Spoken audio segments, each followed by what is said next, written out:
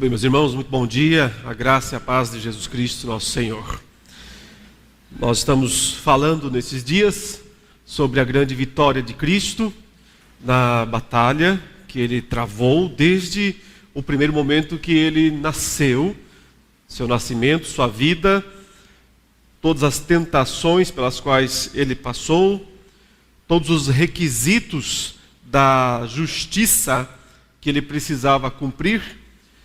E desse modo, ele foi derrotando o inimigo, ele foi fazendo o império das trevas ter que recuar, né? Até que, por fim, aconteceu a batalha final, a batalha derradeira, decisiva, determinante para todo o propósito do reino de Deus que Cristo veio estabelecer. E é sobre esse momento final, decisivo, né, derradeiro da batalha que nós vamos tratar agora nesta manhã, que é justamente o momento da morte de Cristo.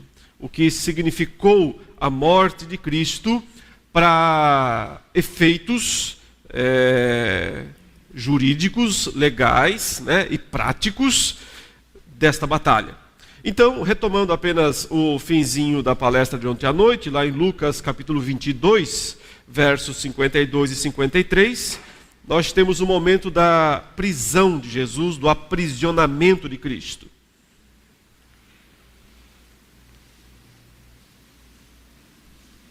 Lucas 22, após Satanás ter possuído Judas Iscariotes, e até onde se sabe, né, na história, Judas é o único homem que é dito que foi possuído pelo próprio Satanás. Geralmente são outros demônios que possuem os homens no Novo Testamento, mas nesse caso nós temos o maioral, né? O chefão mesmo, o senhor aí das trevas possuindo Judas e então conduzindo Jesus à prisão e à morte. E essa é a grande evidência de que, de fato, Satanás quis levar Jesus à cruz. Às vezes, né, a gente imagina, por causa de algumas passagens, que Satanás teria desejado evitar que Cristo fosse à cruz. Certamente você já ouviu exposições com essa tônica, com essa ideia, baseadas em duas passagens. A primeira, aquela que nós já estudamos aqui, que é a tentação, quando Satanás oferece os reinos desse mundo e a glória deles, e diz: tudo isso te darei, se prostrado me adorares. Então muitos pensam que com isso o diabo estava dizendo: você não precisa ser crucificado, você não precisa ir à cruz, eu posso te dar os reinos e você pode evitar a cruz. Eu tenho desenvolvido a ideia de que Satanás não sabia desse fato. Ele não tinha conhecimento do verdadeiro significado da cruz, que Cristo teria que morrer para pagar os pecados. E porque senão não faria sentido ele possuir Judas a fim de ir lá e entregá-lo aos sacerdotes, com a clara intenção de matá-lo, né? Os sacerdotes estavam reunidos lá em Jerusalém, discutindo uma maneira de prender e matar a Jesus. E o texto diz: então Satanás entrou em Judas e ele foi lá se acertar com os sacerdotes para tornar isso possível, tornar isso realidade. Isso é uma forte indicação de que ele não sabia o que a cruz ia fazer com ele mesmo. E ele viu na oportunidade de Cristo ser morto uma chance de se livrar de Jesus, ou então de pressioná-lo com a ideia da morte física, para que Cristo talvez desistisse de ser aquele Messias, né, que ele estava dizendo que ia ser, e se submetesse a Satanás como o adorando, né? A outra passagem, portanto, nessa passagem de Mateus 4, de Lucas 4, não há nada que indique que Satanás quisesse desviar Cristo da cruz. A passagem mais séria nesse sentido, mais difícil, é a passagem em que Jesus pergunta aos seus discípulos: quem dizeis quem o povo diz que é o Filho do Homem. Uns dizem que é Elias, outros dizem que é Jeremias, algum dos profetas. E vocês? Quem vocês dizem que eu sou? Aí Pedro diz: tu és o Cristo, o Filho do Deus vivo.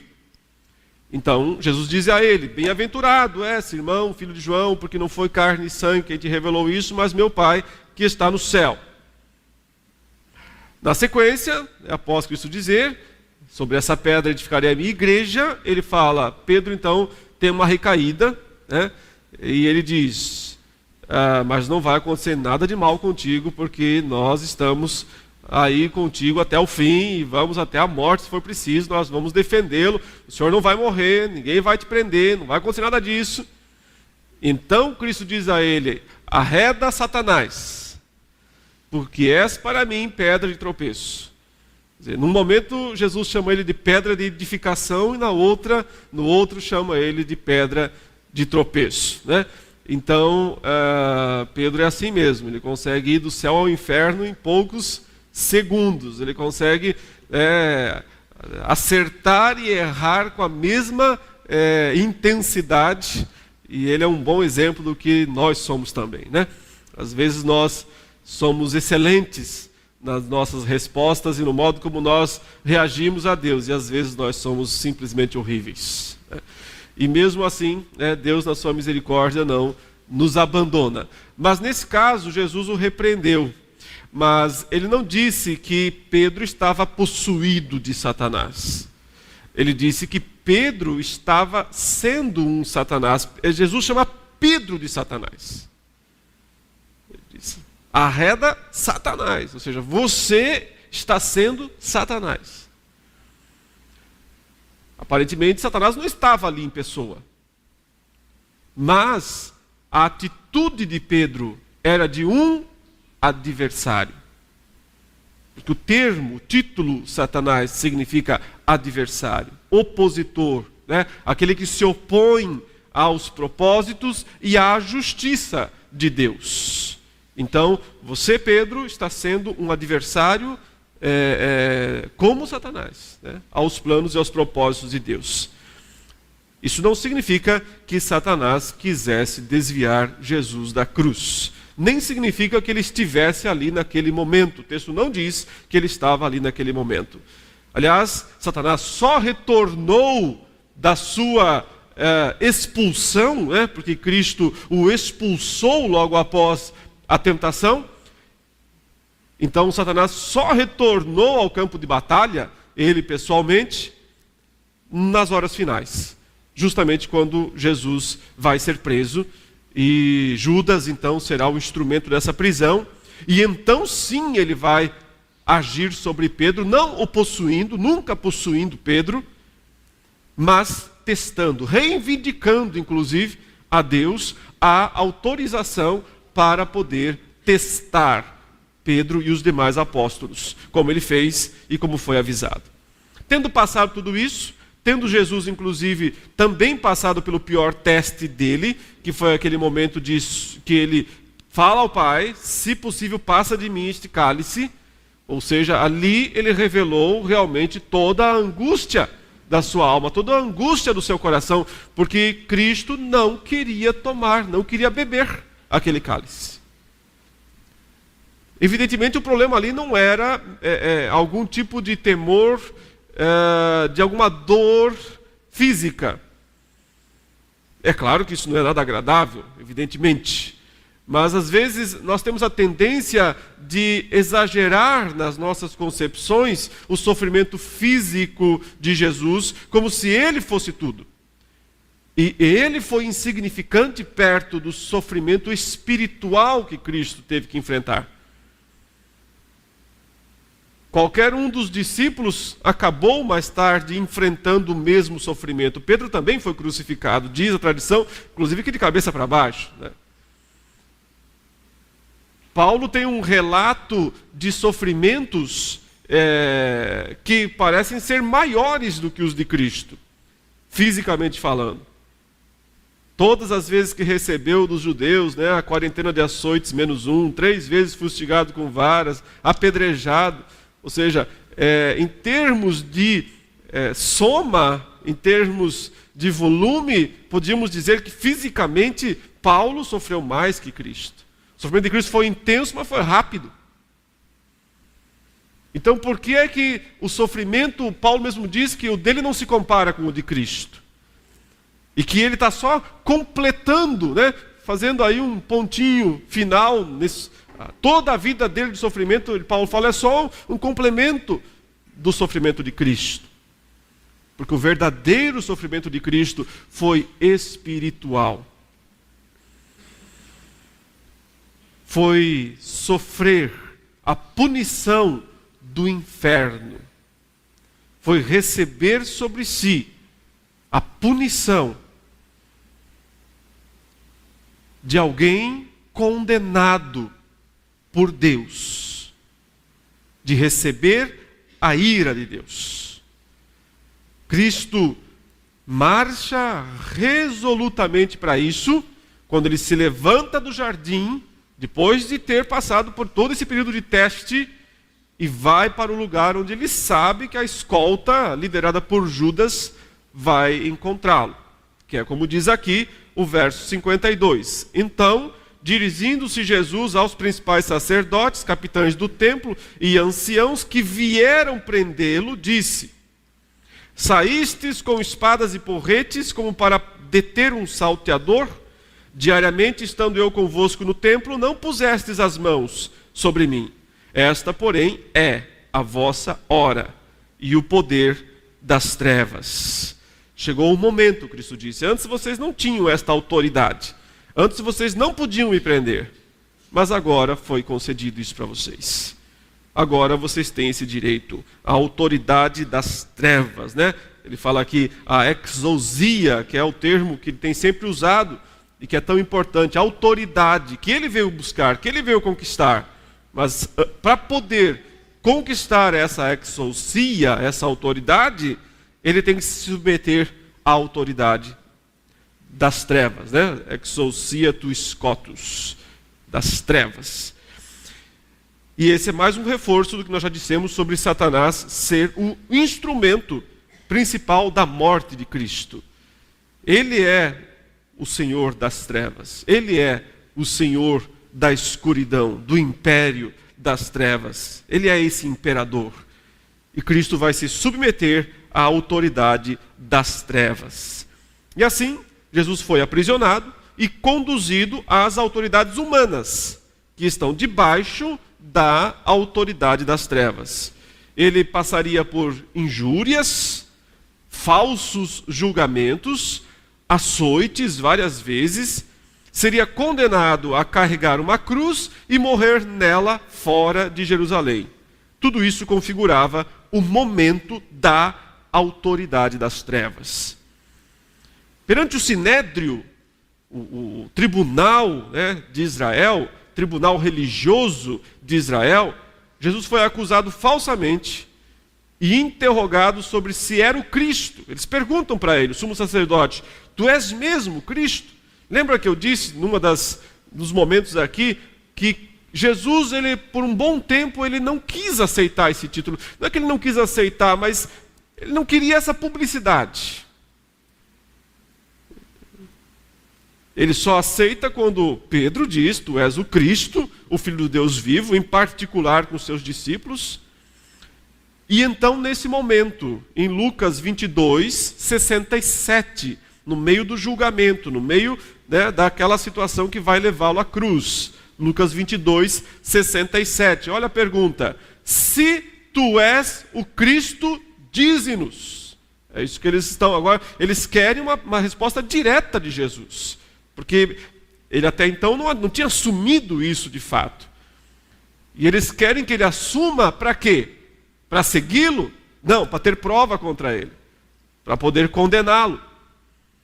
Se tu és o Cristo, dize-nos. E nesse momento, Jesus lhe respondeu: se vô-lo disser, não o acreditareis.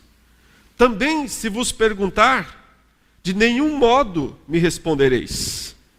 É interessante isso aqui, porque em alguns outros momentos da sua história, os judeus vinham perguntar alguma coisa para ele e ele devolvia uma pergunta. E ele falava, se vocês me responderem isso, eu respondo também. E houve um momento interessante em que Jesus estava pregando, ensinando no templo, e então vêm os fariseus e os escribas e fazem exatamente essa pergunta para Cristo. Com que autoridade tu fazes isso? E quem te deu essa autoridade? São palavras muito interessantes. Com que autoridade e quem te deu? E essa expressão, autoridade dada, né, é aquilo que Satanás disse que tinha e é o que Cristo dirá que terá quando ele ressuscitar. E Cristo não responde. Ele diz, ok, eu farei uma pergunta para vocês e se vocês responderem a minha pergunta, eu respondo a de vocês. Minha pergunta para vocês é a seguinte, o batismo de João era do céu ou era da terra? Era do céu ou era dos homens? Aí aquela velha ideia, aquele problema de sim ou não, né? Se você responde sim ou se você responde não, fica complicado. Aí eles começaram a falar, olha só, se a gente disser que era do céu, eles vão dizer, então por que nós não cremos nele? E se nós dissermos que era da terra, o povo não vai gostar da resposta porque eles acreditam que João era um profeta. Então eles falam, sabemos. Não sabemos de onde era. Então Cristo diz, também eu não direi para vocês de onde é que eu recebi a autoridade. É o que ele está falando aqui. Se eu disser, vocês não vão crer. E se eu perguntasse para vocês, vocês não vão responder da mesma maneira. O que é a autoridade? O que significa ser Cristo? Porque vocês não sabem o que significa ser Cristo. Porque vocês não sabem de onde vem a minha autoridade. Mas então ele fala, desde agora estará sentado o Filho do Homem à direita do Todo-Poderoso Deus. Desde agora estará sentado. Ele anuncia, ele antecipa, ele profetiza para os sumos sacerdotes. Qual será o resultado de toda a sua obra? Assentar-se à direita de Deus. Podemos dizer que todo o objetivo de Cristo, desde que ele colocou o pé aqui nesse mundo, sempre foi isso daqui: assentar-se à destra do Todo-Poderoso Deus. Talvez vocês perguntem, mas por que isso era tão importante para ele? Ele já não é o Filho de Deus, já não é a segunda pessoa da Trindade, já não tem todo o poder, eternidade, glória, etc. Sim. Mas aqui significa receber algo a mais do que tudo isso. Significa assumir o governo pleno dos céus e da terra. A figura da pessoa assentada à direita do rei é a figura do primeiro-ministro. Ele é quem manda, na verdade. É a mesma figura de José com Faraó. O que Faraó diz para José? José, é o seguinte, toma conta. Faz aí o que você acha que tem que fazer. Só no trono eu sou maior que você. No mais, é você que manda. Então ele se torna o governador pleno e de direito de todo o Egito.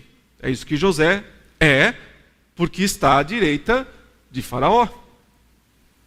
Cristo à direita do Pai, sentado à direita do Pai, significa que o Pai passou para ele esse poder. Então o que Cristo está dizendo é, a partir de agora, esse será meu posto.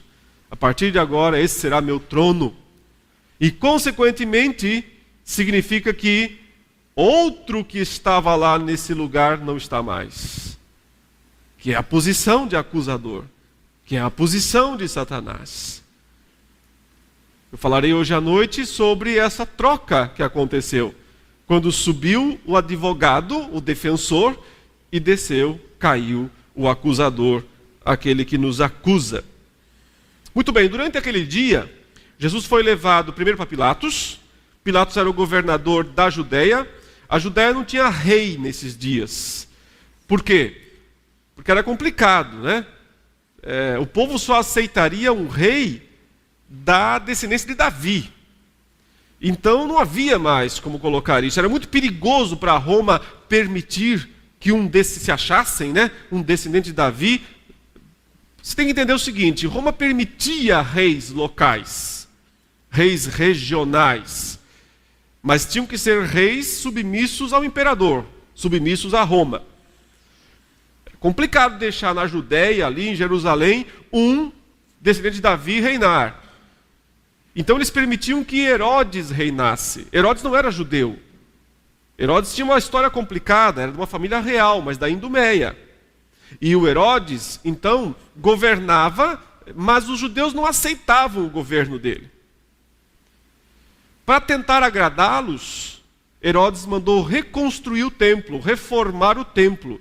Esse templo que Cristo foi apresentado e no qual ele esteve, e isso pacificou um pouco os judeus, pela glória daquela construção que Herodes mandou fazer. Mas mesmo assim, havia vários Herodes, você sabe, né? Eles eram uma família, um governava uma região, mais ao norte, mais ao oeste, e finalmente o Herodes o Grande é que governava antigamente a Judéia. Mas por causa de todos esses problemas, Roma resolveu colocar um interventor direto em Jerusalém e na Judéia. Então ele mandou um cônsul, ou um procônsul.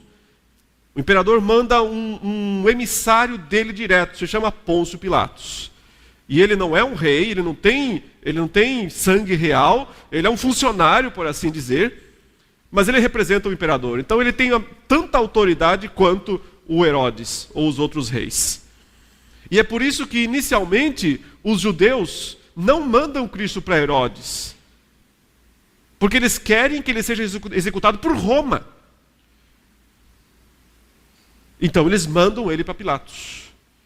E Pilatos o recebe, o interroga e diz: você era da Galileia? Eu sou da Galileia. Então vai lá para o Herodes. E ele manda Jesus para o Herodes. O Herodes recebe Jesus, interroga Jesus, né?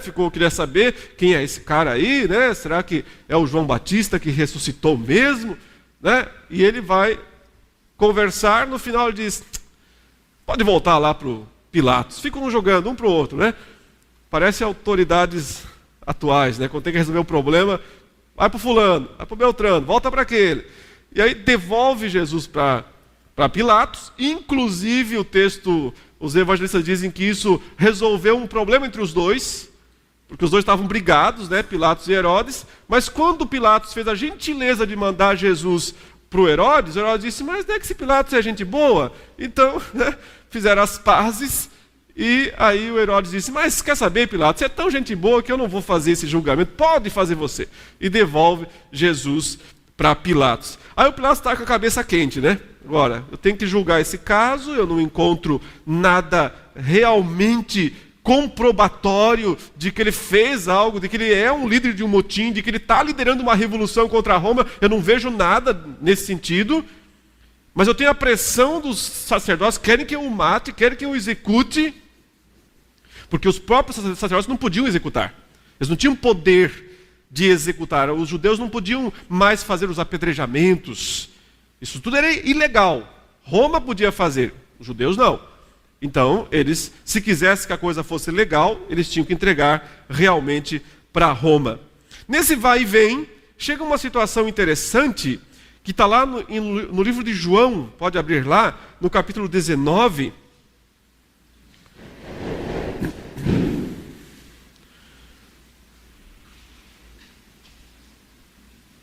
Em que o Pilatos está com esse problemão para resolver, ele não sabe exatamente o que fazer.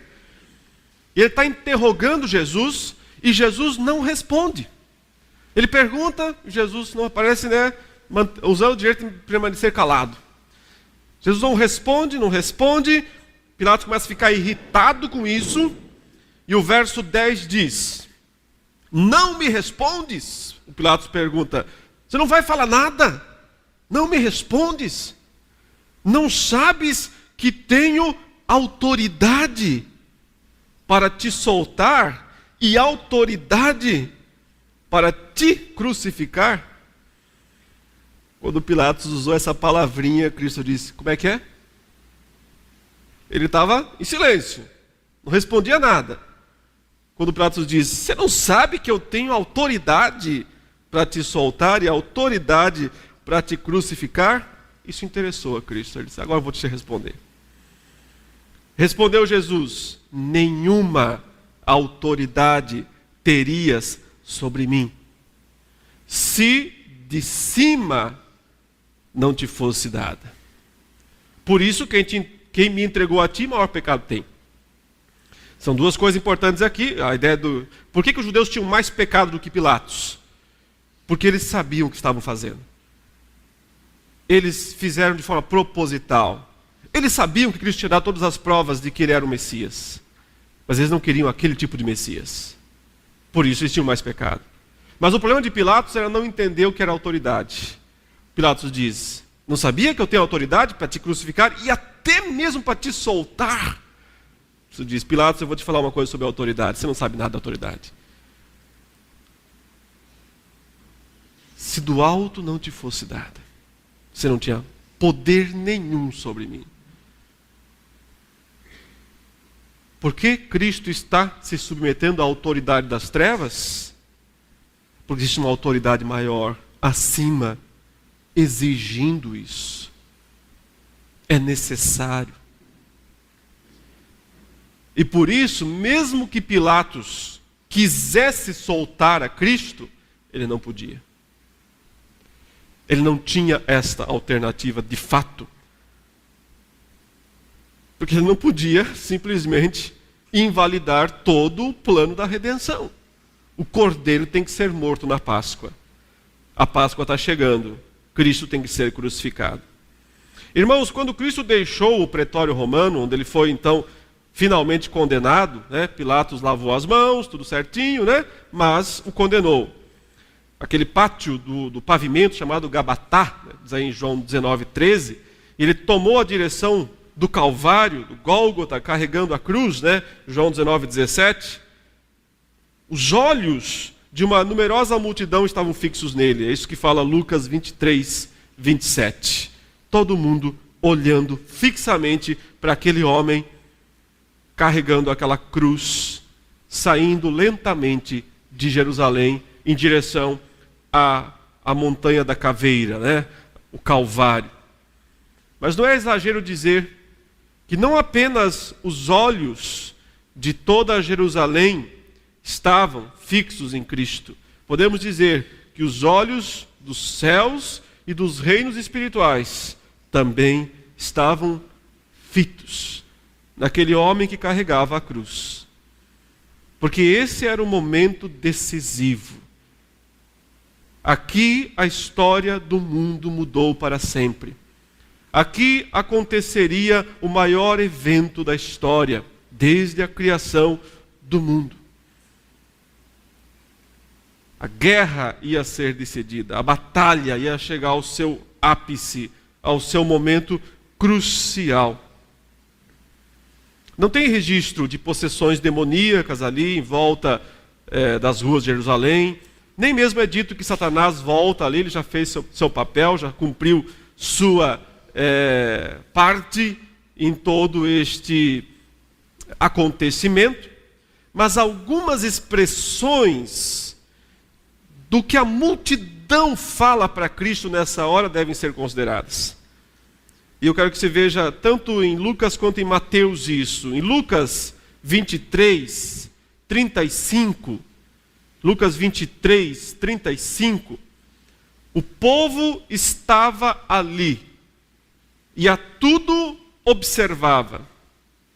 Também as autoridades zombavam e diziam: salvou os outros, a si mesmo se salve, se é de fato o Cristo de Deus, o escolhido. Igualmente os soldados o escarneciam e, aproximando-se, trouxeram-lhe vinagre, dizendo: se tu és o rei dos judeus, salva-te a ti mesmo. São expressões, irmãos, que vieram dos lábios de homens, mas bem poderiam ter vindo também de lábios demoníacos. Eles repetem muitas das coisas, que Satanás mesmo, que os outros demônios disseram a Jesus, especialmente, se és mesmo o Filho de Deus, se tu és, por que não faz o que um filho de Deus deve fazer? É exatamente isso que Mateus narra no capítulo 27, verso 39 até o 40. Os que iam passando blasfemavam dele, meneando a cabeça, que é um gesto judaico de reprovação, de nojo, meneando a cabeça de desprezo e dizendo: ó tu que destróis o santuário e em 3 dias o reedificas, salva-te a ti mesmo se és filho de Deus, e desce da cruz. No verso 41, de igual modo, os principais sacerdotes, com os escribas e anciãos, escarnecendo, diziam: salvou os outros, a si mesmo não pode salvar-se. É rei de Israel, desça da cruz e creremos nele. Confiou em Deus, pois venha livrá-lo agora, se de fato lhe quer bem, porque disse: sou filho de Deus. Eles estão escarnecendo do que Cristo, do batismo, daquela situação em que o Pai disse: este é meu filho amado, em quem eu me comprazo. Usando os mesmos termos satânicos da tentação: se tu és o Filho de Deus, faz alguma coisa. Por isso que eu digo, embora sejam homens, mas é difícil dizer o quanto há de humano ou demoníaco nessas palavras cheias de escárnio. Eles estão tripudiando sobre Cristo. Os demônios estão em festa, alvoroçados. Eles estão comemorando essa situação porque eles já acham que venceram. E Cristo aguentou pacientemente as ofensas e o sofrimento físico até então. Ele não reclamou em momento algum a respeito dessas coisas.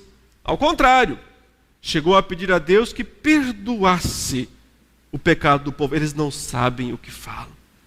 É como se ele dissesse: isso aqui não são homens, isso aqui são demônios.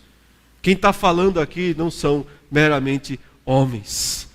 Não é carne e sangue, Tem coisa muito pior aí por trás. Porém, num dado momento de seu sofrimento, ele parece fazer uma espécie de reclamação contra Deus. Eles o crucificam, eles põem os pregos nos seus braços, nos seus pés, eles o suspendem no ar. E então acontece algo muito interessante aí em Mateus 27, nos versos 45 e 46. Desde a hora sexta até a hora nona, houve trevas sobre toda a terra.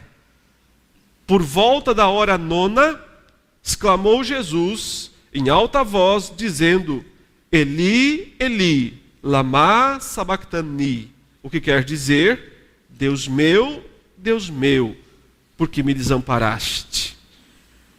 Observe: escuridão, trevas, desde o meio-dia até as 3 da tarde, desde a hora sexta até a hora nona, trevas, escuridão, como se um eclipse tivesse acontecido. Aí está, simbolicamente, até literalmente dizendo, o momento das trevas, a autoridade das trevas. É nesse tempo que Jesus suporta os tormentos do inferno. Jesus não foi ao inferno, como alguns pensam. Ele não foi até, fisicamente, não era possível, ou mesmo em alma até o inferno. Mas ele, como diz Calvino, o inferno veio à cruz. Ele, não foi Cristo quem desceu ao inferno, mas o inferno que veio até ele. Juridicamente falando, no aspecto legal, Cristo sofreu os tormentos do inferno lá na cruz. Então nós temos o momento decisivo dessa grande batalha escatológica, dessa batalha apocalíptica. A presença das trevas, são um símbolo dos tormentos que ele sofria, mas não era apenas tormentos físicos. E o clamor de Cristo mostra isso. Ele está citando, praticamente literalmente falando, o Salmo 22, verso 1, né? Deus meu, por que me desamparaste? Alguns veem aqui uma rebeldia de Cristo contra Deus. Outros na história viram realmente um abandono do Messias. O pessoal que desenvolveu aquela teoria interessante da igreja primitiva, primitiva não, mas do século 2 e 3, que disseram que Cristo era só um homem até o batismo. Então no batismo o Espírito desceu sobre ele e ele passou a ser habitado por Deus. Mas na cruz, Deus deu no pé, foi embora e deixou Cristo sozinho para ele morrer como um homem. Por isso ele diz, Deus meu, por que me desamparaste? Muito criativa essa teoria e absolutamente blasfema.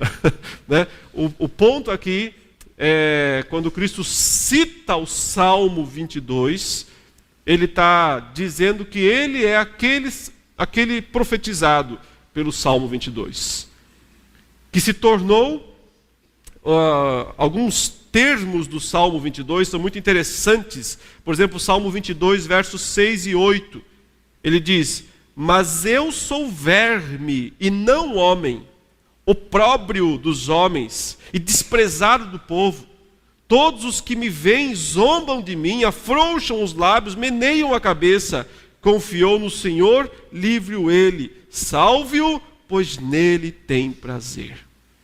Exatamente as coisas que a multidão estava dizendo. Sem perceber, sem saber, a multidão estava citando palavras do Salmo 22 contra Cristo. E o Salmo 22 já havia profetizado isso. Percebe como as pessoas cumprem o plano de Deus, mesmo sem querer, mesmo sem ter intenção de fazer isso? Como o Deus que controla a história não faz improvisos ou malabarismos com os elementos, mas mantém seu absoluto controle sobre tudo? Pois bem, aqui está a prova. Mas também está a prova do que realmente significou o sofrimento de Jesus. Não foi físico, ou apenas ou meramente físico, mas foi espiritual. Ele estava se tornando um maldito, né? Na linguagem do Novo Testamento, ele havia recebido sobre si os nossos pecados, carregando os nossos pecados sobre o madeiro.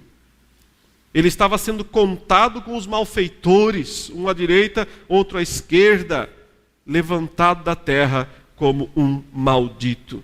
Esse foi o momento em que, ainda na cruz, Cristo sofreu, experimentou os tormentos do inferno, quando ele recebeu sobre si todo o peso da ira de Deus e teve que pagar, tanto em seu corpo quanto em sua alma, toda a nossa dívida para com Deus. João relata, no capítulo 19, verso 29 e 30, estava ali um vaso cheio de vinagre. Embeberam de vinagre uma esponja e, fixando-a num caniço de isopo, lhe achegaram à boca. Quando, pois, Jesus tomou o vinagre, disse as famosas palavras, né?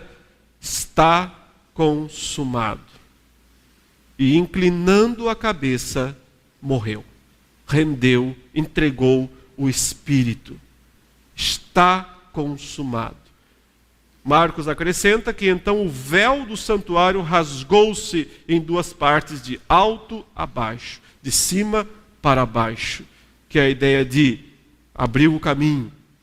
Mas observe essa expressão, está consumado, né? Aqui em português são duas palavras, na língua grega é uma só palavra, e ela é um termo técnico utilizado para propósitos de pagamento, de completar uma obra e de quitar totalmente a dívida. No contexto religioso, sustenta a concepção do pleno cumprimento de uma obrigação religiosa. está encerrada a disputa. Acabou a guerra. É isso que significa está consumado. Acabou a guerra. Tudo o que precisava ser cumprido para que a guerra fosse vencida, a guerra legal, a guerra jurídica foi realizada. É aqui que nós devemos ver o grande momento da derrota de Satanás.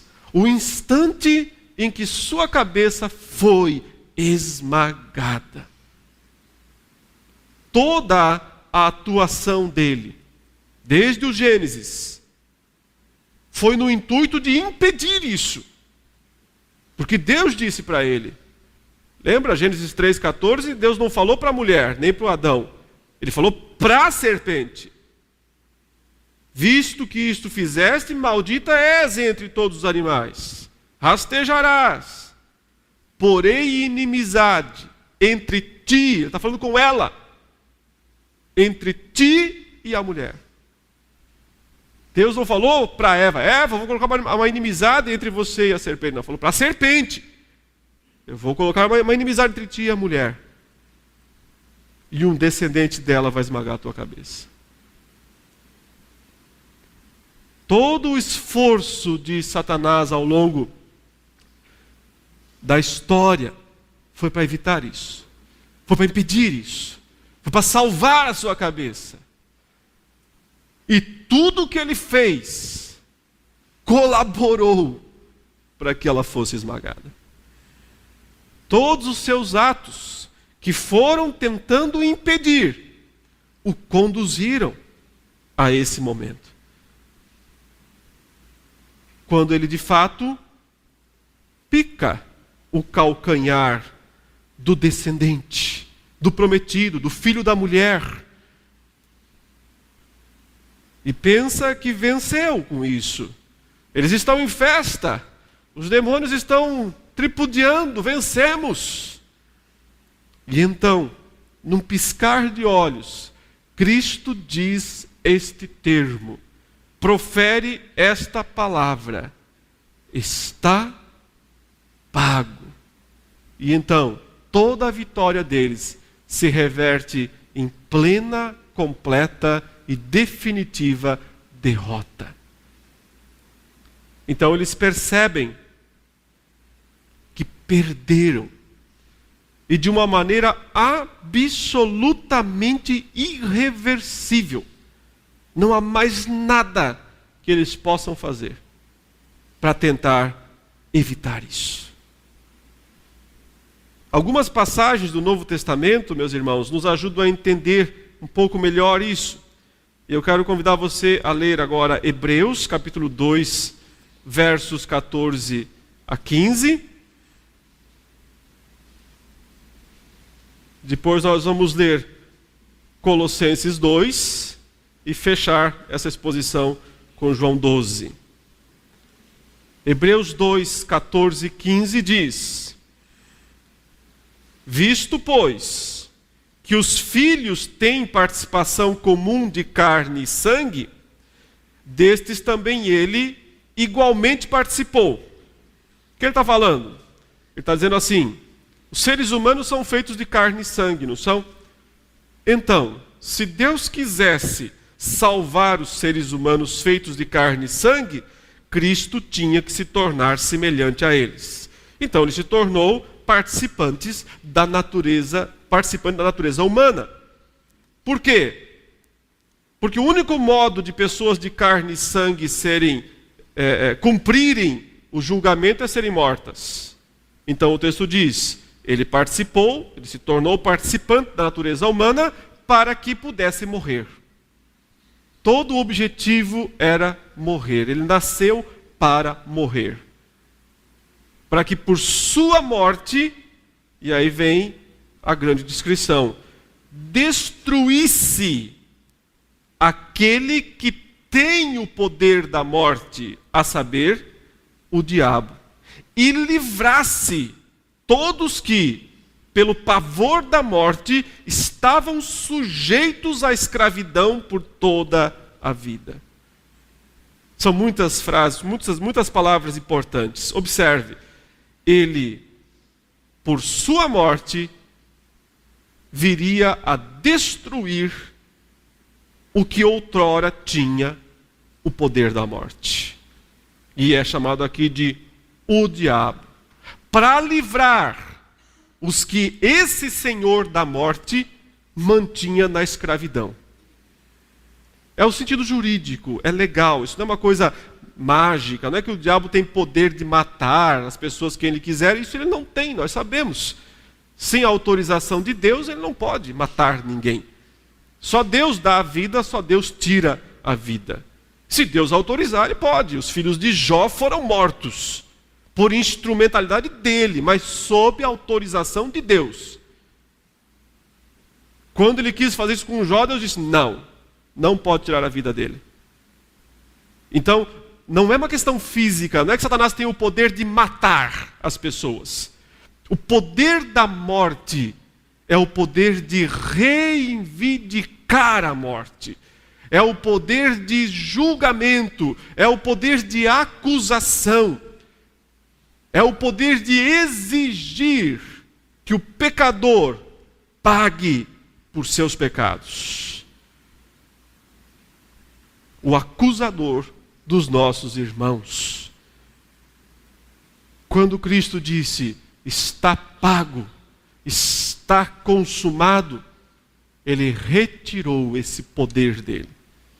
E, consequentemente, o termo que o autor aos Hebreus usa aqui é o destruiu. Não podia haver palavra mais forte do que essa. Ele o aniquilou. Ele o destruiu, ele esmagou. Gênesis 3,15, esmagou a cabeça. Muitas pessoas ficam tentando não aceitar isso, mas Satanás ainda está por aí, mas ele ainda age. Mas ele foi destruído, é isso que a Bíblia fala. Sua cabeça foi esmagada. E isso não é fisicamente, porque ele não é um ser físico. Isso é legalmente. A autoridade dele foi esmagada. A autoridade dele foi destruída. O texto fala isso. Para que destruísse aquele que tem o poder da morte, a saber, o diabo. Desde o momento em que Cristo disse, está pago, está consumado, vale a lei que diz, justificados, pois, pela fé, temos paz com Deus, por meio de nosso Senhor Jesus Cristo. Ninguém mais poderá destruir esta paz com Deus. Desde que isso está feito, vale Romanos 8:1. Agora, pois, já nenhuma condenação há para os que estão em Cristo Jesus. Ninguém poderá condená-los. Ninguém poderá acusá-los. O assunto está encerrado. A batalha acabou. O julgamento aconteceu. E por isso, Satanás teve sua cabeça esmagada. Não apenas ele, mas todos os seus, todos que já estavam comemorando e tripudiando sobre Cristo, num instante, num piscar de olhos, se viram absolutamente destruídos, derrotados. Como Paulo relata em Colossenses capítulo 2, versos 13 a 15. Colossenses capítulo 2, versos 13 a 15.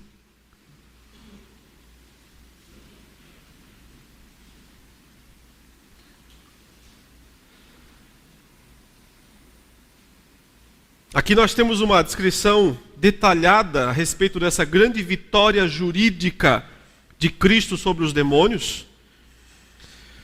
Paulo já estabeleceu que através do batismo, os crentes têm recebido, o perdão judicial de Deus. Ele diz assim: e a vós outros que estáveis mortos pelas vossas transgressões e pela incircuncisão da vossa carne, vos deu vida juntamente com ele, perdoando todos os nossos delitos. Olha, só termos jurídicos aqui, delitos, é um termo muito legal, muito jurídico. E aí vem o modo como ele fez isso. Tendo cancelado o escrito de dívida que era contra nós e que constava de ordenanças, quer dizer, de exigências, o qual nos era prejudicial, removeu-o inteiramente, encravando-o na cruz, e despojando os principados e as potestades, publicamente os expôs ao desprezo, triunfando deles na cruz. Veja que há um instrumento legal aí que teve que ser destruído. Ele chama de um escrito de dívida. Literalmente, Paulo usa uma palavra só também na língua grega para estudo. Ele diz um escrito à mão. Um queirografo, queiro, mão, grafo, escrito. Um queirografo. Um escrito à mão. Esse é um documento legal. Mas antes que você pense que isto é a lei de Deus, eu vou lhe dizer, não é a lei de Deus. Não é o termo usado para descrever a lei de Deus. Até porque Cristo não fez essas coisas todas aqui com a lei de Deus. Veja que ele descreve que Cristo fez 3 coisas com esse documento, com esse escrito à mão, esse escrito de dívida, essa confissão de dívida. Ele fez 3 coisas. Diz que ele removeu-o inteiramente, encravou-o na cruz e que ele também o rascou. Essa é a ideia. Ele o rasgou, ele pegou e passou a tinta por cima. Tudo isso ele fez não com a lei de Deus, porque a lei de Deus não foi cancelada, a lei de Deus não foi inteiramente removida e a lei de Deus não foi encravada na cruz. O que foi então? O que é esse queirografo? O que é esse documento escrito à mão? Que consta de acusações contra nós. Esse aqui é o documento de Satanás. É a sua é o seu poder. É o que resume todo o seu poder. Tudo o que ele fez durante todo o Antigo Testamento foi apenas escrever anotações e exigir a condenação dos pecadores, com base na lei de Deus. Olha, não é a lei de Deus, mas Satanás está escrevendo a ele mesmo, com a mão dele, um documento baseado na lei para condenar as pessoas. O salário do pecado não é a morte? Então por que Deus não dá esse salário de uma vez para as pessoas? É isso que ele fala, é isso que ele exige. Quando Cristo disse, está pago, está consumado, ele primeiro cancelou esse documento, como o texto diz, e tendo cancelado o escrito de dívida que era contra nós, cancelar foi a melhor opção que os tradutores acharam para traduzir o sentido do termo, que se você tem, por exemplo, um contrato, se você tem um cheque e você quer eliminar esse cheque, o que você faz? Você risca ele, você rasura ele, você derrama tinta sobre ele, você inutiliza ele. E é isso que o texto diz que Cristo fez com esse escrito de dívida. Ele pegou e inutilizou, riscou, borrou. Mas ele não se contentou só em fazer isso, diz que ele também o tirou totalmente, né? O tirou do caminho, porque a ideia é que esse escrito de dívida estava no meio do caminho entre nós e Deus. Então ele removeu, tirou do meio da estrada, liberou o caminho, como o véu que se rasgou e abriu o caminho, ele tirou do meio do caminho. E finalmente a palavra mais forte é: ele cravou lá na cruz. Não tinha nenhum papel cravado na cruz, tinha um corpo. O corpo de Jesus Cristo. Ele é que foi encravado na cruz. Porque ele estava fazendo o quê? Pagando o preço das exigências. O que Satanás, na verdade, fazia era apenas exigir que a lei fosse cumprida. Então Cristo cumpriu, recebendo sobre si a condenação exigida. Ele não se ofereceu a Satanás, ele se ofereceu a Deus. O sacrifício foi a Deus.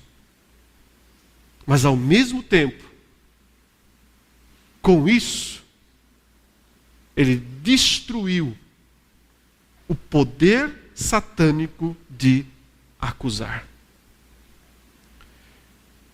E é por isso que a consequência do o verso 15 diz: e o resultado foi que ele despojou, e despojando os principados e as potestades, publicamente os expôs ao desprezo, triunfando sobre eles na cruz. Aqui tanto é linguagem jurídica quanto militar. Ele mistura aqui os termos de uma maneira impressionante. Despojar da ideia de fazer o quê? Retirar as roupas, retirar os bens, retirar os valores. Na linguagem militar, isso acontecia quando um exército derrotava o outro. Quando o exército romano derrotava os exércitos bárbaros, eles despojavam os bárbaros. O que quer dizer? Tiravam tudo. Tudo, absolutamente tudo, inclusive as roupas, dinheiro, armas, o que eles tivessem. Isso é o significado do termo despojar. E isso está sendo dito que Cristo fez com aqueles demônios que comemoravam a sua morte há pouco e que achavam que estavam triunfando sobre ele. E de uma hora para outra perceberam que foram limpados, ficaram lisos, não sobrou absolutamente nada que eles pudessem manter como seus trunfos de guerra. Mas o texto não diz que Cristo apenas os despojou, diz que ele fez algo mais com eles. Publicamente os expôs ao desprezo. Mas quem foi antes despojado e publicamente exposto ao desprezo? Cristo. Não sortearam as vestes dele? Não tiraram o seu manto? Não o despojaram, portanto? Antes disso, não o expuseram publicamente ao ridículo? Ele não foi um espetáculo público de desprezo? É isso que Paulo está dizendo. Ele se submeteu primeiramente ao desprezo, ao despojamento, até porque, e isso aqui infelizmente, você nunca vai conseguir ver em português, porque o termo aqui e despojando os principados e potestades, na língua grega está na voz média. Isso é muito estranho. A voz média ela é reflexiva. A ideia que dá é que ele se despoja e despoja os outros. Acontecem as duas coisas, é simultâneo. Ele está sendo despojado, ele está sendo ridicularizado, ele está sendo humilhado, mas então ele faz exatamente isso com aqueles que estavam comemorando a sua derrota. Então, num segundo, num piscar de olhos, o jogo vira completamente. E eles que estavam comemorando é que estão sendo despojados e que estão sendo expostos publicamente à maior de todas as vergonhas. E aqui é expostos perante os céus e terra. Todos os anjos eleitos contemplando o despojamento dos principados e das potestades, dos seus outrora companheiros, mas que caíram, se rebelaram. É por isso que é tudo simultâneo. A picada e o esmagamento da cabeça. A picada da serpente gera seu próprio esmagamento.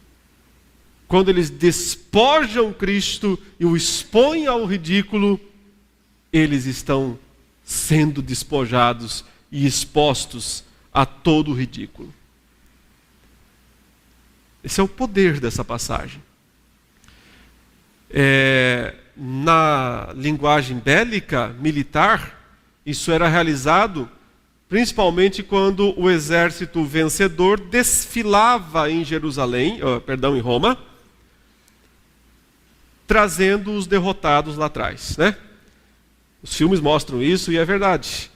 Os vencedores vêm na frente, desfilando, vestidos em roupas belíssimas, né? O general romano vem com a sua armadura impecável, com aqueles capacetes cheios de plumas, cavalo branco, ele vem desfilando para entrar, para ser aplaudido pelos cidadãos de Roma. Todos os vencedores desfilam, mas lá no final entram os derrotados. Eles sempre traziam uma amostra, não todo mundo, porque não tinha como, mas eles traziam um grupo de derrotados. E os traziam acorrentados e nus. Eles entravam despojados, na rabeira da fila, né? Um atrás do outro, acorrentados e nus. Para quê? Para serem ridicularizados pelos cidadãos romanos. É daí que vem a ideia de jogar maçã podre, jogar ovo podre, jogar, né, coisas estragadas nos derrotados. De vaiar, é daí que vem a ideia de vaia. Começa nesses desfiles triunfais. Lembra que Paulo fala aos Coríntios: graças, porém, a Deus que em Cristo sempre nos conduz em triunfo e por meio dele manifesta em todo lugar a fragrância do seu conhecimento, porque nós somos o bom perfume de Cristo, né? Mas para uns é cheiro de vida e para outros é de morte. É a mesma ideia. Desfile triunfal, onde os vencedores desfilam, mas os derrotados também desfilam. Os derrotados estão ali, aprisionados. E então, o perfume que se solta, né, o incenso daquela cerimônia triunfal, para os vencedores era cheiro de vida. Para os derrotados era cheiro de morte. Porque eles sabiam que no final do desfile eles iam ser executados. Esse desfile triunfal, Cristo começou quando ele ressuscitou. E nós com ele estamos nesse desfile. Mas nós somos os vencedores. Os inimigos também estão nesse desfile, despojados e derrotados. O que os aguarda no final desse desfile, que é a segunda vinda de Cristo? A execução. nada mais do que a execução. Para finalizar, meus irmãos, João capítulo 12 nos explica de uma vez por todas, se você ainda não entendeu, o que de fato Cristo fez na cruz.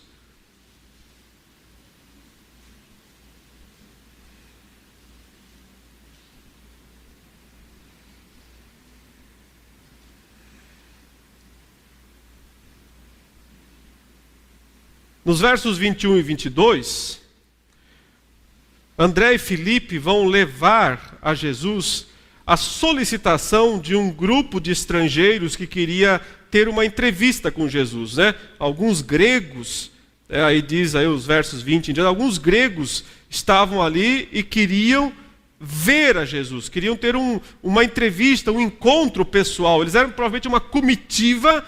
Eles deviam vir, talvez, até de alguma autoridade estrangeira. Por algum motivo, esse grupo queria ter uma audiência, queria ter um encontro com Jesus. Eles procuram primeiro Filipe, que fala grego, é da Galileia. O Filipe fica na dúvida, não sei o que eu faço. Ele vai e fala com o André, talvez pensando porque o André é mais chegado de Jesus, é irmão de Pedro, né? Então, ele falou: André, tem uns caras aí pediram para mim, querem ver Jesus, o que eu faço? Aí o André diz: vamos falar com ele. Os dois vão até Cristo e relatam. Tem uns gregos aí que estão solicitando uma conversa com o Senhor. Por que toda essa dificuldade? Por que eles não foram direto a Cristo? Cristo é um rabino judeu, ele não recebe assim gregos e estrangeiros. Ele não pode, se ele fizer isso publicamente, ele já acaba sendo ridicularizado. Então, por isso eles sabem disso, eles compreendem, eles não vão direto a Cristo, eles pedem para que os discípulos tentem intermediar uma reunião, um encontro. Quando então os discípulos tentam fazer isso, Cristo tem uma reação muito extrema, uma reação muito dramática, que é o que diz o verso 23. Respondeu-lhes Jesus. Ou seja, qual é a resposta? Vai dar entrevista? Não vai dar entrevista? Não fala nada disso. Respondeu-lhes Jesus: é chegada a hora de ser glorificado o Filho do Homem. Em verdade vos digo, se o grão de trigo caindo na terra não morrer, fica ele só, mas se morrer, produz muito fruto. Por que ele fala essas coisas em resposta à pergunta daqueles dois? Ele parece nem responder o que eles estão perguntando, mas ele está respondendo o que eles estão perguntando, de uma maneira que eles ainda não podem compreender, mas ele está. Toda a angústia que foi despertada em Cristo por aquele aparentemente tão simples pedido dos gregos, foi exposta nas seguintes palavras, verso 27. Agora está angustiada a minha alma, e que direi eu? Pai, salva-me desta hora. Mas precisamente com este propósito vim para esta hora. Percebe o que um simples pedido de uma entrevista gerou em Cristo? Por que gerou tudo isso? Por que toda essa conturbação, né? Acontece tanta coisa nesse meio ali, né? Daqui a pouco até o Pai fala do céu, acontece coisas inimagináveis. E os discípulos não deviam estar entendendo absolutamente nada, porque eles apenas tinham ido levar o pedido daqueles dois gregos, ou daquele grupo de gregos que queriam falar com Jesus. Eles deviam estar pensando: por que nós fomos falar isso para ele, né? Criamos toda essa confusão aí, ou então, porque ele só não fala de uma vez, sim ou não, né? Porque toda essa coisa, né? Mas então a explicação nos vem nos versos 31 a 33, quando Cristo diz: chegou o momento de ser julgado este mundo, e agora o seu príncipe será expulso. E eu, quando for levantado da terra, é igual a serpente de bronze levantada no deserto, atrairei todos a mim mesmo. Isto dizia, significando de que gênero de morte estava para morrer. E aí, Cristo concedeu ou não a entrevista que os gregos queriam? O que vocês acham? Sim ou não? Não. Ainda não. O que ele disse foi: anota na agenda, depois do Pentecostes. Anota na minha agenda aí, que tem uns gregos querendo me ver. Mas agora não tem espaço na minha agenda para eles. Agora não é legítimo. Agora não é legal. Ainda não cumpri os requisitos jurídicos para isso. Agora não. Mas anota aí. Logo, logo eu vou chamá-los. Logo, logo eu vou atraí-los. Logo, logo eu direi: toda autoridade me foi dada nos céus e na terra. Vão, portanto, e façam discípulos de todas as nações. Porque o Evangelho é o poder de Deus para a salvação de quem crê, do judeu e do grego. Então, daqui a pouco, o grego terá a oportunidade de ser salvo pelo Evangelho. Mas ainda não. Antes disso, eu tenho que fazer uma coisa muito dura. Muito dura, muito difícil. Como uma semente que cai na terra, eu tenho que morrer. Ou eu não vou produzir nada. Eu estou angustiado. Eu queria dizer para papai: passa esse cálice. Ainda vou falar isso mais para frente. Mas ele fala: mas eu vim para esse mundo precisamente com este propósito. Então, meus queridos, é o seguinte: está chegando a hora, ele está dizendo. Esse mundo será julgado. O que é julgado? O tribunal vai ser montado. Finalmente, o tribunal vai chegar ao seu fim. Finalmente vai haver esse grande juízo. Não é o final, tá? Não é o juízo final. Isso é a cruz. É o momento do juízo da batalha, do final da batalha escatológica, do final da batalha jurídica. E ele diz: o seu príncipe, e esse príncipe é Satanás. Veja, Cristo reconhecendo ele como príncipe. Príncipe deste mundo. Ele diz: este príncipe será expulso. Ele perderá seu lugar nos céus. Ele perderá seu posto, seu trono, seu poder de acusar e de enganar as nações. Por isso eu vou atrair os gregos daqui a pouco. Ele vai perder esse posto. Quando? Quando eu for levantado. Como a serpente de bronze no deserto, como ele falou para o próprio Nicodemos, né? Assim como Moisés levantou a serpente de bronze, assim o Filho do Homem será levantado, para que todo aquele que nele crê não pereça, mas tenha a vida eterna. Quando eu for levantado, eu atrairei todos a mim. Na cruz, Jesus destruiu Satanás. Ele esmagou sua cabeça. Ele quebrou seus dois grandes trunfos, suas duas grandes armas de guerra: enganar as nações, acusar os nossos irmãos. Tendo perdido essas duas grandes armas de guerra, a batalha acabou. Satanás sabe que não tem condições nenhuma de reverter a derrota. Foi despojado. Ele e todos os seus demônios despojados. Por isso, meus irmãos, nós nunca conseguiremos exaltar suficientemente a grandeza da glória de Cristo. Nós nunca conseguiremos exaltar o suficiente a obra dele, o que significou ele morrer lá na cruz. Podemos tentar e devemos, mas nós nunca chegaremos ao ponto de sermos gratos o suficiente por tudo o que Jesus fez por nós, por tudo o que significou o seu nascimento, a sua vida e a sua morte.